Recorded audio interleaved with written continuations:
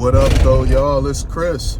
Appreciate you connecting with me while I'm on the run, trying to get things done. And damn, this part of Warren is rough. But I'm about to get that late workout in. Well, it's not super late, but it's later than I normally would go. And that's okay. You know, I got an energy drink to give me a little bit of a jump. I probably shouldn't be taking it this late. I probably shouldn't be taking it at all. I'm gonna use it this time, all right? I just slacked off on taking energy drinks. Maybe I drink like 1 or 2 a week. I'm not a junkie when it comes to energy drinks. Like some people that I know personally, they know who they are. Damn, I'm not hitting another pothole, y'all. I swear to God, I'm not. That didn't look like one, but it was. But let's get into the topic at hand, and it is the whole Target boycott thing. It's reached another level of silly. We have Jamal Bryant. He's a pastor at one of those churches. You know, he's what I look as a bit of a hustling preacher. You know, the dude has been in different scandals. You know, cheating on his wife. He one of them flashy preachers where the whole congregation is broke and paying for him to live in some fancy house, wearing fancy suits, driving a fancy car. He one of those. And, you know, I mean, I just don't really respect people using religion for that sort of thing. It's one of the reasons why I'm not super religious, because I believe in a higher power, of course. I'm just not really that interested in going to anybody's church, because oftentimes the people who are up there preaching the message, they are not qualified to do so. They are doing all the dirt that they telling you not to do. I remember Jamal Bryant, he threw shade at Kevin Samuels when he died, and he ended up having to apologize for that. For those of you who don't remember, he was during one of his sermons, and he didn't have to go and take a jab at Kevin Samuels, especially since the man had just died. But he chose to do that anyway because he's a bit of a panderer. He has a mostly female audience, and you know that's really, in my opinion, who he be talking to when he preaches. But he was talking about calling women low value. How you gonna call a woman low value when you had to do a GoFundMe for your funeral? Which that just did not happen. Kevin Samuels was on the grind. That man died rich. He did not need no GoFundMe. There's no GoFundMe that exists for that man. So that was not true.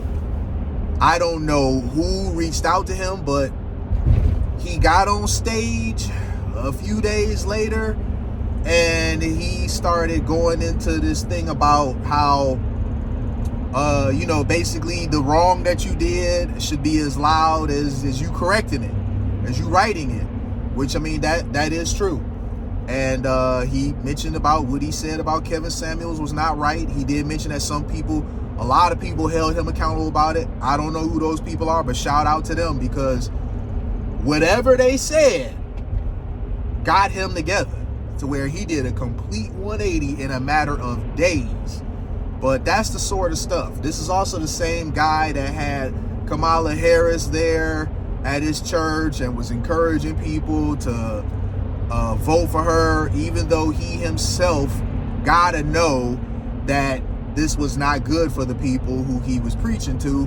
But he wanted that check that Kamala was willing to write him. I mean, I don't blame him for wanting to get the check, but damn, you gotta look at yourself in the mirror. It's not like he hurting for cash. So I just, if it were me, I would have spared my congregation from any sort of political stuff, trying to encourage them to vote one way or another. But now, this man is telling his congregation, starting, I think it's March 3rd, he wants them to boycott Target for 40 days. The reason why he wants to wait till then is to give the black people who have their products in Target 30 days to move their stuff out of there. Now, Jamal Bryant, even though I believe he's a bit of a hustler, he's not a stupid guy by any means. He got to know that it doesn't work like that. You can't just slide your stuff out of a big box retailer like Target, and you just gonna be okay. But this is what he was saying. He wants basically to bring Target to their knees. He's calling for 100,000 people to sign up on some website that he has, who are basically pledging to do this. Man, if they don't stop with this Target stuff, and I find it strange that Target is what they got such a hard on for, because Target is not the only one that rolled back their DEI policies, but they got such a hard on for Target. And Target carries a ton of black products made by black folks for black folks. Target carries a ton of this stuff, and it's not like Target was planning on getting rid of any of it. So this hard on that they got for Target and nobody else, nothing about McDonald's, nothing about Walmart, just Target. I don't understand it, man. If you guys understand it a bit better and can help me get it, by all means, hit them comments and help your boy understand. Because I'm really like, why Target? What is wrong with y'all? That's like black folks' favorite store. Is that it? Is this like black folks' favorite store? Is that why y'all got such a hard on for Target? Because, I mean, you're not coming from Walmart with the same energy. You're not coming from McDonald's with the same energy. And y'all know how I feel about the claiming to boycott McDonald's.